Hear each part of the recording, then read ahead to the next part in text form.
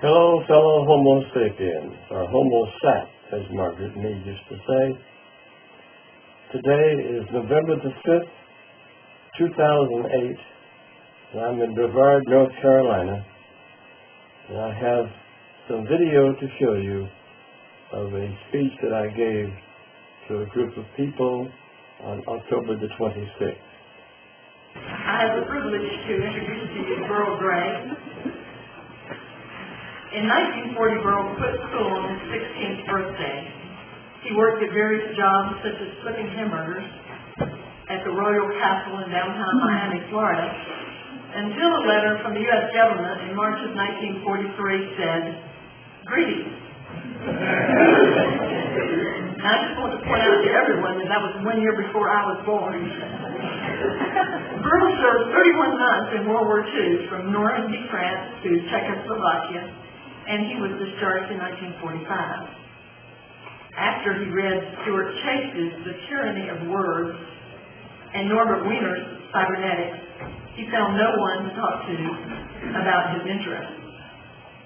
That is, until 1948, when he found the first Unitarian Church of Miami, where ideas, conversations, and fellowship were abundant.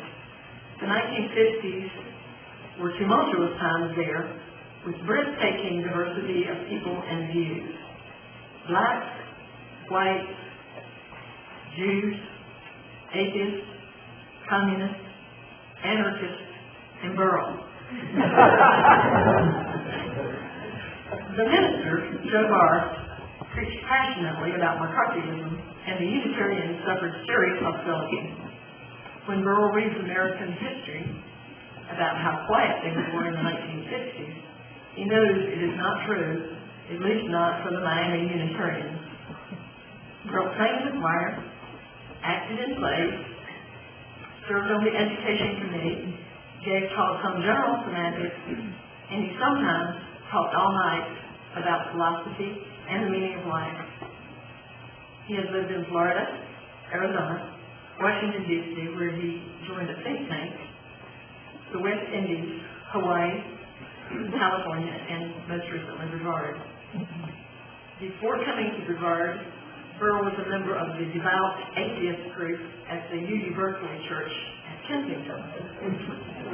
And that was the first thing Burl ever told me when he first came here. We were standing out in the social lawn, and he told me he was a devout atheist, and I thought, well, I actually have nothing else to say to this man. And then after that, Burl and I started meeting for coffee, and I found him to be a fascinating person to talk to. Very often, if you look at polarities, one person on one extreme and one person on the other, we are on those polarities. But we found that we respect each other's views and have learned a lot from our time together. Good morning. Good morning. First of all, I thank everyone for the magic over here, for the privilege of making a few remarks from this platform. Feel happy to see bright faces. Wonder what's behind all those bright faces. My name is Burl Gray. First, I want to clarify a possible misunderstanding that's important to me. In last Sunday's announcement of my appearance here today, it said that my religion is science. I want to be clear and say science is not my religion. Indeed, such a belief would confound or contradict too much of what I believe today. Let me start with a hopeful joke. I've heard that with age comes wisdom. I'm 85 years old and I'm waiting. The truth is, if I live another 15 years, I'll be 100. And the way I'm going, I'll need more time to work all this out. This morning, I wish to explore the question, what does it mean to be human? I find at least two vital aspects in this question.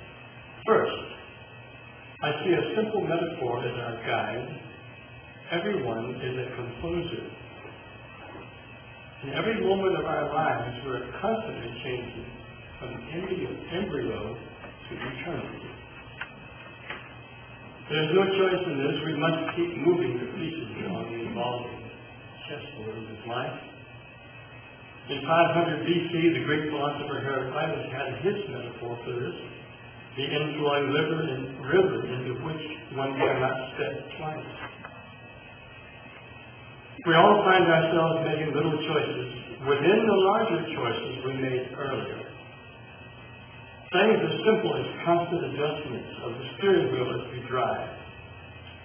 And if we analyze what we're doing, we can find we're working within the constraints of choices made years or even decades ago.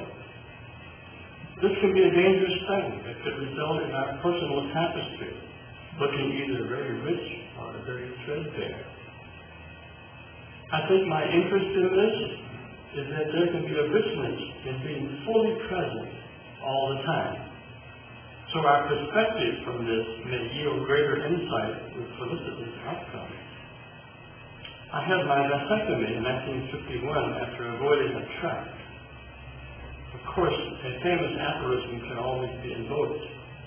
Finding oneself with a lemon will invent a new drink which makes us rich.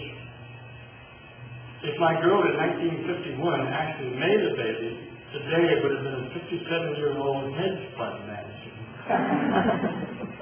One of the problems with life as a composition is that we don't get a blank slate and pigment with infinite colors and all the other instruments we may imagine. We start with only one of over 6,000 languages and concomitant cultural values as a kind of package. As we begin to feel some sense of who we are, we find ourselves with special roles and capacities. Imagine the range. From an ugly, old, sick, and poor 3-foot pygmy speaking Swahili to a rich 6'2", gorgeous 24-year-old brilliant Swedish model speaking American with an English accent. And like I said, when we attend ever more carefully to being comfortable in every moment, our minds are just as complicated and flexible enough to always find a deeper and more satisfying place to compose. Like Chinese boxes within boxes, we can place our individual creative efforts within a family, then a family within our local community, which is within still larger social groupings, all the way to the globe. I think of each of these levels as systems of greater and greater size and complexity. The system being defined as some set of interacting parts we select or study and can conceive of as a whole. Anticipating the second part of my cut of human meaning, the idea of systems thinking is vital to distinguish different levels in our technological age. Only about 60 years ago did it start invading the academy, like Margaret Mead and the Macy conferences. Back to composition for a moment. Now, it's a platitude to say we can only use the materials we have available for our compositions. I believe we all possess much deeper and richer materials than we ordinarily conceive in the ongoing rush of composing our lives.